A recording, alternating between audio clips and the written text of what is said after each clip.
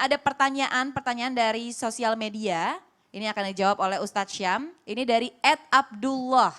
Assalamualaikum Ustadz. Saya tuh pengen banget bisa bantu nanganin virus corona ini. Tapi saya nggak punya cukup uang dan mau bantu jadi tenaga medis tapi dilarang sama keluarga. Katanya takut nanti saya ketularan juga. Jadi tuh saya harusnya gimana dong ya buat ikut berperan nolongin wabah corona ini? Ya bagus sekali pertanyaannya ini. Silakan Ustadz Syam. Sebenarnya ketika dia mau udah luar biasa ya. Iya, ada niatnya. Udah ada niat. Iya, ada willing, ada niat di dalam hatinya, ada keinginan untuk membantu orang lain. Bukankah niat itu udah bernilai pahala satu di sisi Allah Subhanahu wa taala. Kemudian dihalangi sama keluarga bukan berarti kita tidak bisa berbuat baik, justru berbuat baiknya karena dia taat sama orang tuanya. Karena dia taat sama orang tuanya, maka di situ juga bernilai pahala, udah dua pahalanya. Yang ketiga, bagaimana saya mau jadi volunteer juga tidak dikasih izin, takutnya membawa virus. Dan itu juga keinginan para dokter, stay at home. Kalau memang kekuatan kita tidak dibutuhkan di luar atau mungkin di luar sana sudah banyak orang lain, maka yang keempat adalah bantu kampanyekan. Maksudnya banyak dari pemerintah informasi-informasi yang perlu kita sampaikan kepada teman-teman. Makanya WHO ganti, bukan social distancing tapi physical distancing. Kenapa? Karena sosial media kita masih jalan. Mungkin sekarang nih ada situs-situs yang bahkan 100 rupiah pun kita bisa nyumbang gitu loh. Iya. Ya bahkan berapa rupiah pun kita bisa nyumbang. Kami kemarin lihat baca-baca daripada sumbangan teman-teman itu ada yang 10.000, maaf karena saya cuma tukang jualan ini. Masya jadi saya Allah. cuma bisa ngasih 10.000. Masya Allah. Maaf saya cuma bisa ngasih ini, saya dari ini. Nggak apa-apa Bu, nggak apa-apa Bu. Jadi kita ambil semuanya untuk nanti dikumpulkan dan itu Masya Allah Tabarakallah. Kita lihatnya kembali lagi Allah tidak pernah melihat daripada hasilnya. Allah melihat daripada usaha seseorang. Ada niatnya, keinginannya. Ada yang namanya tadi membantunya walaupun dari segi mata manusia itu sedikit. Tapi bisa jadi di mata Allah Subhanahu wa taala itulah yang terbesar. Kita tidak tahu amalan yang mana yang membuat Allah ridha. Bukankah dalam sebuah cerita ataupun riwayat yang sangat populer ketika baginda Nabi Muhammad SAW menceritakan tentang dua jenis wanita. Ada satu wanita yang hanya memberikan minum kepada seekor anjing lalu Allah ridha, dia dimasukkan ke dalam surga. Dan ada seorang wanita yang menahan makan seekor kucing lalu Allah murka dan dia dimasukkan ke dalam neraka. Bukankah ini sudah cukup menjadi contoh bagi kita bahwa kita tidak pernah tahu kapan Allah ridho terhadap amalan kita. Karena Allah butuh kualitas amal kita. Mungkin saja kita nyumbangnya cuma 1.000 rupiah tapi itu yang paling ikhlas.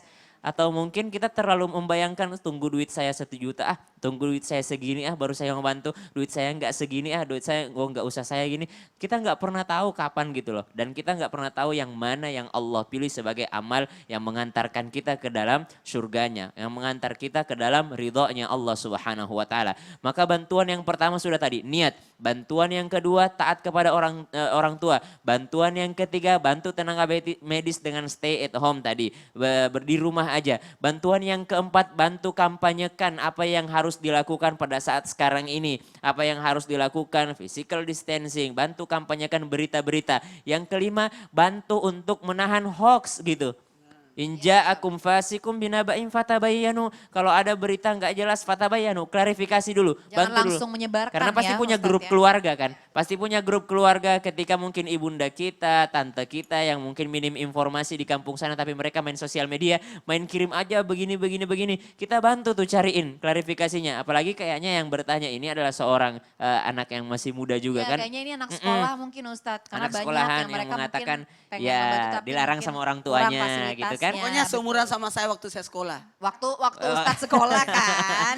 Benar Jadi tuh. dikatakan ya begitu, maka berhenti untuk menebarkan hoax, berhenti untuk menakut-nakuti orang lain dan itu semuanya adalah kebaikan. Masih menyambung daripada ayat kami tadi, ketika Allah Subhanahu wa taala berbicara tentang infak, ketika Allah Subhanahu wa taala berbicara tentang sedekah, matsalul ladzina yunfiquna amwalahum fi sabilillahi kamatsali habbatin ambatat sab'a sanabila fi kulli kulli sumbulatin mi'atu habba wallahu yudha'ifu liman yasha. Allah berbicara tentang infak, lalu Allah berbicara tentang perkataan yang tidak menjatuhkan martabat orang lain. Maka itu juga terbaik juga. Kemudian memaafkan orang lain, itu juga yang terbaik. Kemudian amal yang tanpa riya. Bisa jadi 1.000 rupiah tapi tidak ada riyanya. Maka itu juga yang terbaik. Kemudian yang terakhir adalah ketika Allah mengatakan, lan tanalul birra hatta tunfiqu mimma tuhibbun.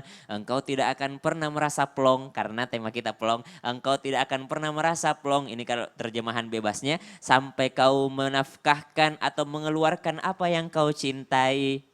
Apa yang kita cintai aja gitu. Jadi nggak harus materi, Ya, nggak betul. harus tenaga. Doa itu adalah Masya Allah, waktu kita mungkin, kita memberikan apa yang kita cintai, apa yang kita mampu, dan itu bernilai di sisi Allah Ya, Subhanahu wa Masya Ta'ala. Fa innallaha Allah. ya'lamu. Ya Ustadz Syam tadi yang Ustadz Syam sebutkan itu juga sebenarnya termasuk jenis-jenis tolong menolong yang Habib sebutkan ya. Dan dengan menyebarkan, dengan kita benar itu Betul. udah menjadi termasuk salah satunya akal. Iya. Dan mungkin kita juga bisa mendoakannya ya. Iya. Masya Allah, tabarakallah. Terima kasih banyak Ustadz Syam. Nah Habib